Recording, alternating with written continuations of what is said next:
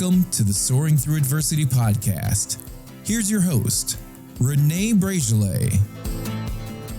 The Soaring Through Adversity podcast is brought to you by Victory Advantage, a certified nonprofit where our mission is to provide pathways of hope and opportunities for successful independent living opportunities for those with cognitive and physical disabilities. Through candid conversations and insightful interviews, we provide a platform for their narratives to shine while empowering our listeners to take flight with awareness, empathy, and embodying living the Eagle Way.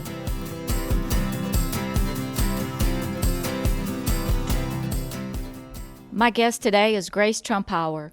Grace is a passionate disability advocate who has worked with youth and disabilities in various capacities since 2016.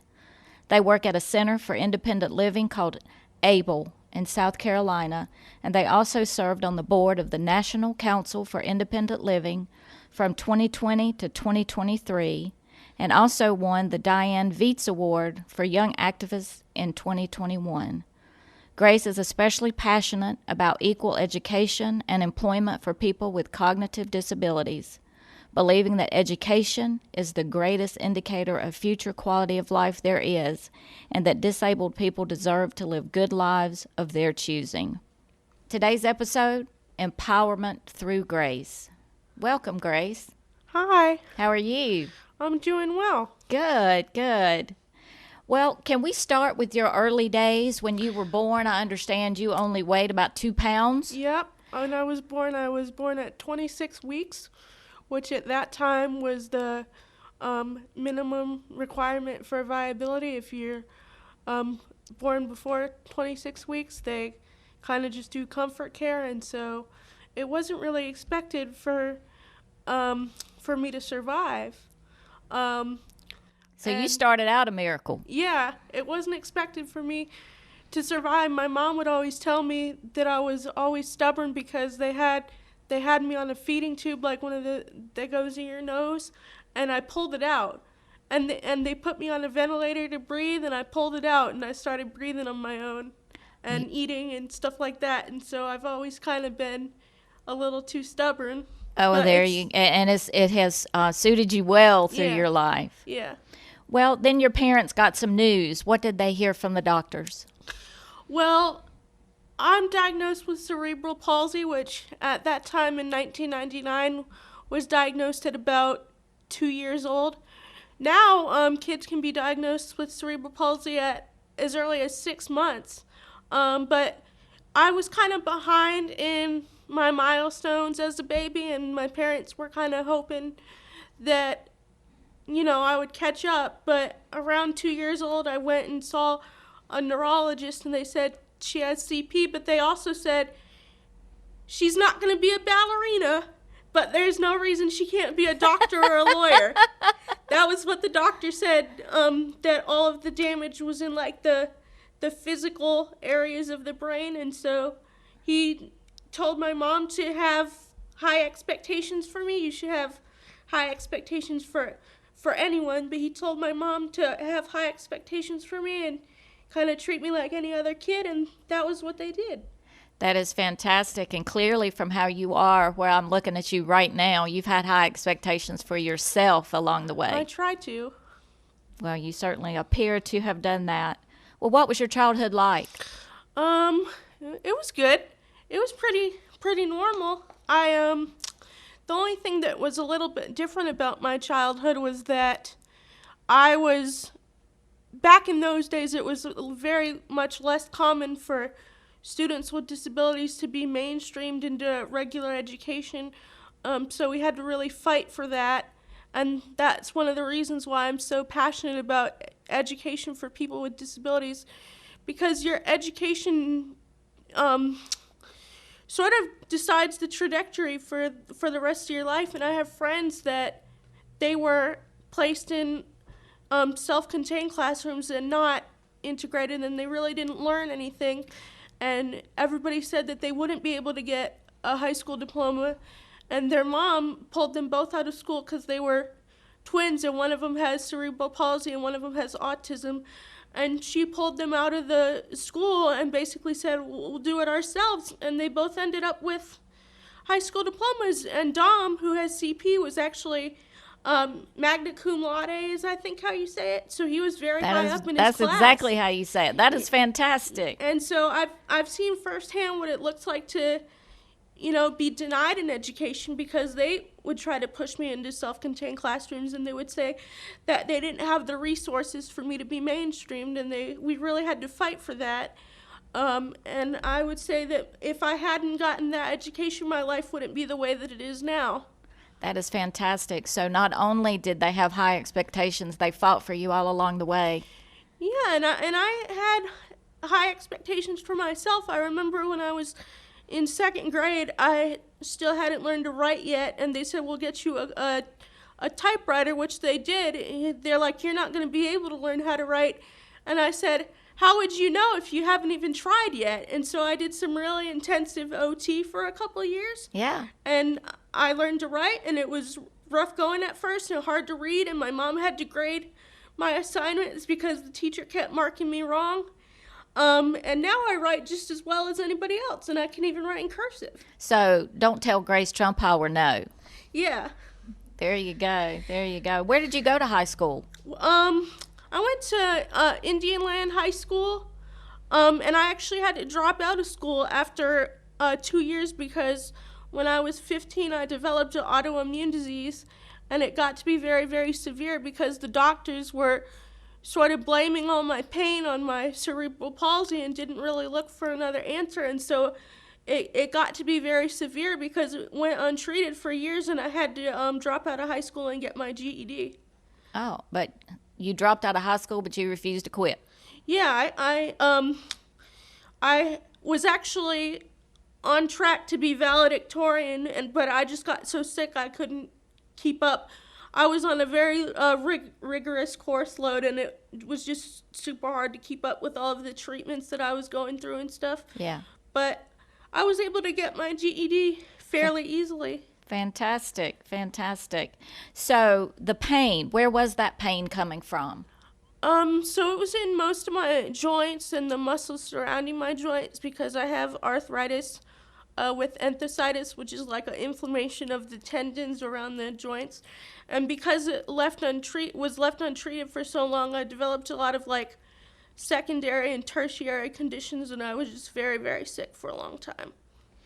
So listening to you, I would say that you've taken your disability, which really can't be called a disability because you've used it for the ability to help other people and to be an advocate. Well, disability is not a bad word. Very good. There's nothing shameful about having a disability. Very good. It is what it is. There you go. I like it. Call it like it is. What is the Diane Viets Award?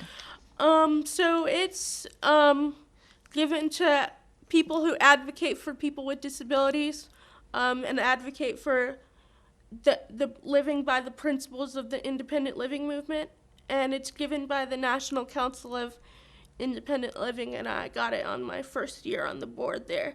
I'm on the education subcommittee, I was the education subcommittee, and worked a lot nationally about improving education for people with disabilities. That's amazing. That's amazing. Well, you're passionate about equal education for people with disabilities. You've touched on that a little bit, but what do you mean by equal? I mean that people with disabilities are given access to an age-appropriate, grade-level education. Now, whether that has to be modified, some people, you might have to put it in very simple terms or maybe use visual aids or... But find the way that they learn. Find the way that they can learn it and present it to them. A lot of people, especially people with more severe cognitive disabilities, they put them in a self-contained classroom and they say, oh, we're going to work on life skills. And life skills are great, but if a person, especially if they can't talk, then you have no way of knowing what they do and don't understand. And even if they do need to work on life skills, they should also come out of school with an education. There was recently a Supreme Court case where it was this boy that had autism, and he was making very minimal progress on his IEP, and all of his goals were the same year after year, and the school district tried to say that they're only legally required to supply a minimum benefit, and his parents had pulled him out of that school and sent him to an autism-specific school, and they were suing to get the district to pay for that since they refused to accommodate him in public school, and it went all the way to the Supreme Court. And the Supreme Court found that people with disabilities should be receiving more than a de minimis education and should be making progress. And so that was a really recent win in the field of education for people with disabilities. So you are adamant that they should not be self-contained. Explain to our listeners what self-contained is. Self-contained is where they basically segregate students with disabilities in a separate classroom, and they usually aren't exposed to the same curriculum that people without disabilities are exposed to. So they can't learn on the same level as someone that doesn't have disabilities.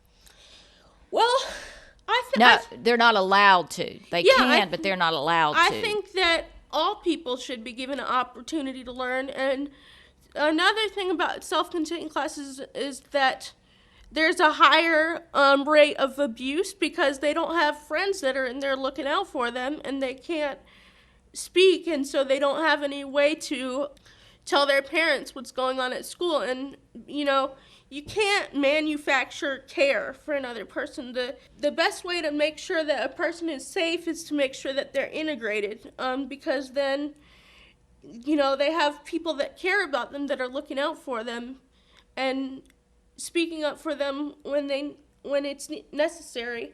And I went to, when I was in elementary school, I went to a school that was a segregated school for people with disabilities, and they would like lock you in your wheelchair or leave you in the parking lot during recess. And they had thought that I couldn't talk because I was really shy at school and I only spoke to like my family or like within my house, you know.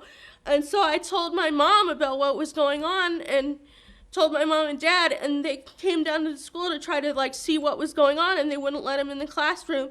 And anyway, all of the parents that were there kind of protested and got the school closed down. And I like to say that was my first foray into activism, was getting that school shut down. And how old were you then? Probably about 7 or 8. You started early. That is fantastic. That is fantastic. And you've touched on something that we've not really talked about with our listeners yet, which is the abuse of people with disabilities, and that is horrendous. That's horrendous. You live independent, and you are employed. Tell us how that has taken place. How I got my job is I was home from school because I was sick, and I had just kind of quit school, and I was bored and kind of depressed, and I felt like that I needed support from people who understood what I was going through. And I looked up disability organizations near me, and this was when I lived in South Carolina, and Able South Carolina popped up. And so we drove to one of their events, and I went, and I was taking, you know, the class and talking about my experiences and talking about my identity as a disabled person. After the class was over, the lady that was running it said, "How would you like a job?" And I said, "Sure, that sounds great." And I've been with them for about, probably on and off because sometimes I have to take time off due to my health, but about 6 or 7 years. That's fantastic. And so it just kind of happened, and I really love my job. It's a very supportive environment and very aligned with my values. Well, you know, I firmly believe that God puts us in the right place at the right time, and He certainly did for you. The Soaring Through Adversity podcast is presented by Victory in Time. Victory in Time's mission is to help executives, leaders, and business owners excel in their faith, lives, and work. Through speaking engagements, one-on-one mentoring, and our mastermind groups, known as Victory Circles, Victory in Time wants to help you become the best leader you can be. Find out more at victoryintime.com. Also, don't forget to pick up your copy of the Soaring Through Adversity book, Life Lessons to Lead Triumph and rise above. All net proceeds from sales of the Soaring Through Adversity book benefit Victory Advantage. Well, tell me about how you have been able to live independently. How did that come about? So, again, at my work, we do this program called the South Carolina Youth Leadership Forum, and it's like a leadership conference for youth with disabilities. And what you do is you go and you stay on a college campus for 5 days and 4 nights. And I was so nervous going there because I had never been away from my parents for like such a long amount of time. And I was like, oh no, how are they going to take care of me? I'm not going to be able to do this. But you still didn't let it stop you. And I still went, and they said, you're going to have a PCA, which is a personal care assistant. And you're in charge of telling the PCA what to do, and you're in charge of your own medications and stuff like that. And I went, and I stayed, and I had a blast, and I didn't want to leave. And that really allowed me to imagine a different future for myself than what I had thought my future was going to be like. So you feel like you'd been thinking too small. Yeah, you can only have a future that you first imagine, you know what I mean? Very good, yes. And so that really showed me that I could be independent, and I got home and I said, because at that point my parents had been taking care of me, and I said, we need to get involved with some sort of agency and get a personal care assistant so I can learn how to direct my own care. And then when I was I've lived where I live now for about 3 years, I think. And where do you live? I live in the Carroll Points apartments that are owned by the North Carolina ARC. And that's here in Monroe, North Carolina. Yes. And I've been there since I was about 22. I lived with my dad for a little bit as sort of like a transitionary period, and then one day I was like, I think I want to strike out on my own. And my dad wanted me to be on my own too, and so he was very encouraging and supportive. And when I first moved out, he called me like multiple times a day, and he still calls me a lot, but I feel like he worried about me more than he did with his other children, and I had to just be like, I'm an adult, I'm okay. Well, Yeah. we are blessed to have your dad, Eric Trumpower, on the board of Victory Advantage, and he is very proud of you, very proud of the work that you do and the person you've become. And yes, he does worry about you a little bit. Why are you passionate about helping people to be employed? Because it gives you a purpose. My job is very fulfilling for me, and there's something in the disability world and the education world called the cliff of 22, and that's that when you turn 22, all of your special education services stop, and you get transferred to the adult world, and there are so many waiting lists and different agencies that you have to contact, and it's a lot of work to get all of that together. And so when I work with the youth, I try to prepare them for that transition, and most of them say that they do want a job. If they didn't want a job, I'm not going to push that on somebody that doesn't want it, because I believe in self-determination, but most of the time they say, I want a job, because young adults with disabilities are just like anybody else, and they want to have something to do and something to contribute. And so we try to sort of match them with a career that aligns with their interests and their strengths, and we have different partners that we work with, people that hire people with disabilities. And there's this organization called Project Search, which is specifically job skills for people with intellectual disabilities, and I think they have something like a 93% of their graduates end up with a job.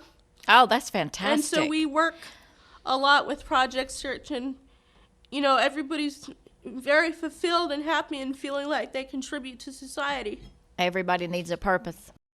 You mentioned a wait list for people needing employment. How about a wait list for people to live independently?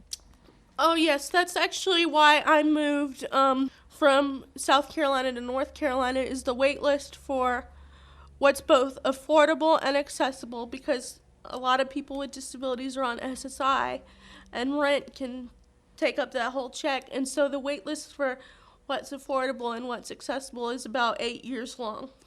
That is horrendous. That is horrendous.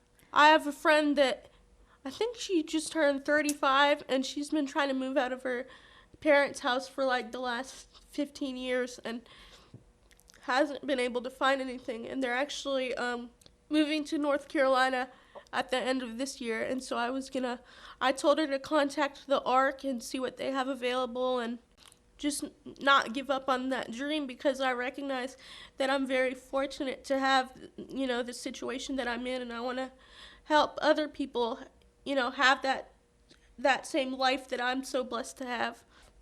That is fantastic. So you've mentioned a few names like the ARC. What nonprofit has been the most helpful to you? Well, I'm a little bit biased, and I would probably say Able, South Carolina, just because that's how I get paid. But the ARC has also been very wonderful, and they have a good mission. They're not about like doing things for people with disabilities. They're about helping you to do for yourself. Yes. And I think that's a good outlook to have. That's fantastic too. So what hopes and aspirations do you have for your future? Well, I'd like to eventually finish my degree. College has been hard because I can only take like one class at a time.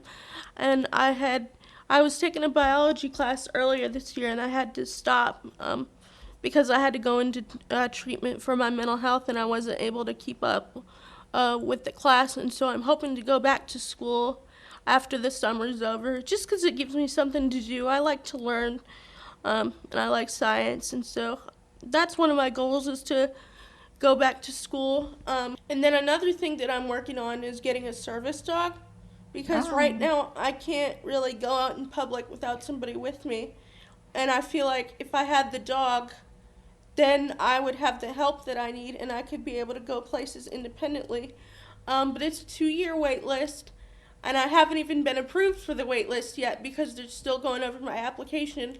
I've submitted a form for pretty much every doctor I have, and I'm sort of at the tail end of that. So you have to get a doctor's note in order to get a service dog. You have to fill out, it's like this really long medical form that sort of tells what your physical abilities are, and then they wanted a letter from my psychiatrist to make sure that I had the cognitive and emotional ability to be able to care for a dog. And then there's the training that you have to do. And so I haven't even been accepted on the wait list yet, but I'm getting there. I think within the next...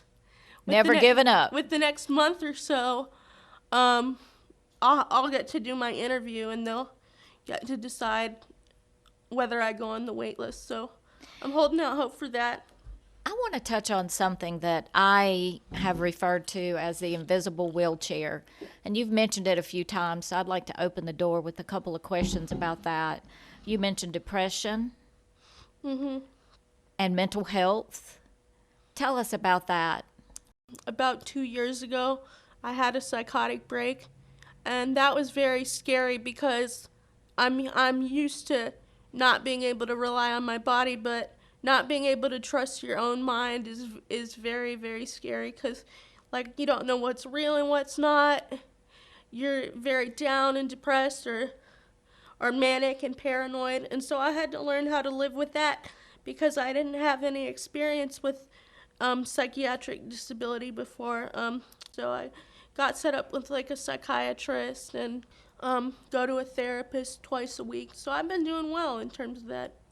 You know, when I hear you talk, I appreciate you being so candid about this issue, because so many people, it's like a hidden thing that people don't want to talk about, and it's real. Yeah, I agree. Mental health stigma can be very difficult. But it's just a disability like any other type of disability that I have. So I want to touch base on something that you've mentioned.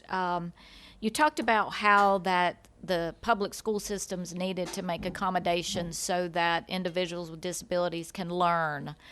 Is it the same way for employers that to hire people for disabilities? How do they have to make accommodations in order for them to have their employment?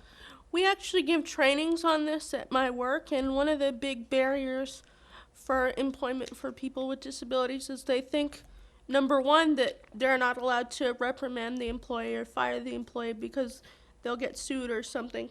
And number two, people have a belief that accommodations are expensive, but most accommodations are either free or low cost.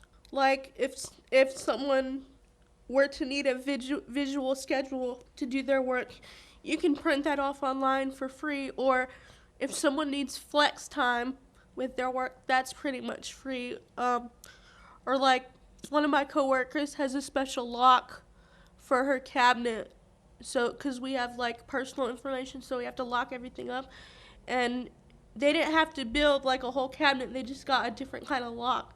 And so most accommodations, if you're creative, are pretty low cost. And then also there have been studies that shown that people with disabilities are less likely to call out sick and less likely to leave a job. And I think that's because, number one, that we're so grateful to have been given a chance that we really want to be a good example for people with disabilities. And then And if you guys spend every moment of every day figuring out ways to have a full life, how many ways can you benefit your employer? Yeah, I was just about to say that. I was going to say we tend to be very creative and be problem solvers. And so people with disabilities are kind of an untapped market for employment. If there's any employers listening, I would encourage you to get to know your local Center for Independent Living and see if there's anybody that's looking for a job, because we work hard and we're good employees. Center for Independent Living. Yes, and so those are required by the government for every state to have at least one, and it's That doesn't seem like a lot, though. yeah, but it was a big win at the time back in the 70s, when it was almost unheard of to talk about disability. That was kind of the beginning of the American Disability Rights Movement, or the American Independent Living Movement, I should say. A Center for Independent Living is an organization that's to help people with disabilities live in the community, and it's required to be run by people with disabilities. So it's people with lived experience of disability helping each other out. That's interesting. Let's lead this into the ADA and the accessibility that is afforded for people with disabilities. How effective have you found that? Well, laws are only as good as their enforcement, and sometimes the ADA isn't very well enforced.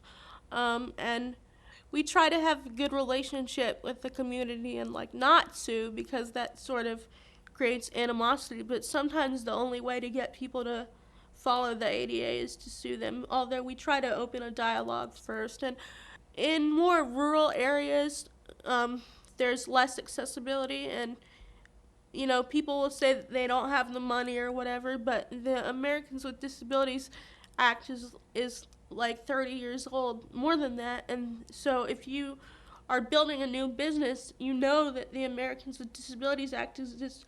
So why didn't you build your business to be accessible? Because I understand if it's like an older building and you have to renovate and stuff, but if you're building a new building, which a lot of people are, why would you not make it accessible in the first place? My recent guest, Daniel McGuirt, said that people that are establishing laws, or like you just said, building a new building, in order for them to establish accessibility, should live in a wheelchair for a day. Would you agree with that? I actually don't think that shows the full experience. And at my work, we actually have a position statement about how those simulators kind of don't foster as much empathy as we think they would, because at the end of the day, they can still get up and get out of that wheelchair. And so the importance That's of a good point. The importance of it doesn't matter to them, because they know it's only for this one day. And that doesn't really show the struggle of having to fight for accessibility day in and day out. And it doesn't really show also that it seems like it's harder than it is, because they're not used to being in a wheelchair. And that can lead to people sort of having pity for people with disabilities, which isn't something that we want. And so we recommend, instead of doing things like that, to just talk to somebody that actually lives with a disability. And another thing that I like to say about accessibility is the disability community is the only community that you can join at any time. And so you think it doesn't matter to you, But you could get in a car accident tomorrow and become paralyzed. So or true. if you live long enough, God willing, you develop age-related disabilities, or you could have a child with a disability. So accessibility should matter to everyone, because eventually you're going to be affected by it. It's always been my mission to teach people how to treat people with disabilities, and you are the poster child for that. Would you agree? I would say that I just want to be treated like anybody else and treated with respect. And part of treating people with respect is, giving them accommodations so they can be a part of the community and be a part of life. Well, I spent a year in a wheelchair, nothing compared to what you live every day. But I realized how people in a wheelchair, for example, is treated. They think you can't talk, you can't have a conversation, and it's just it was eye-opening to me. And you live it every day. I admire you. Thank you. I'm just living my life. I'm not anybody special. Yes, you are. Yes, you are. Where do you find your strength? It really matters to me to be a good example to children with disabilities and sort of improve the world for people with disabilities. So whenever I'm feeling like I don't want to do something, I remember what it was like when I was a kid and try to motivate myself to make that change, because I want the kids to have it easier than I did. And also my faith. I'm a Methodist, and my church recently did a Lenten study on people with disabilities, and I contributed to that. And so that's where I would say where I get my motivation from. And what church do you go to? Matthews United Methodist Church. They're very accepting. They have a whole program for people with disabilities. Very good. What message would you like to leave for future generations? That's a tough question. I don't know. I guess I would say, that you're just as much of a person as anybody else, and you deserve to have a good life and to dream big. That's fantastic. Grace, you are truly a nurturer, letting others soar through your teamwork, support, and fostering growth and success while prioritizing strong relationships. You are truly living the Eagle Way. Thank you, Grace, for being my guest today. You have certainly inspired me to continue the work of employment opportunities, transportation, and independent living made affordable that we're striving to do at Victory Advantage. Follow us on this podcast platform for new episodes of the Soaring Through Adversity podcast, published on the first day of each month. For more information about living the Eagle Way and Victory Advantage, please go to thevictoryadvantage.org. Once again, that is thevictoryadvantage.org. And always remember, faith first, not last, and living the Eagle Way will lead to victory in time.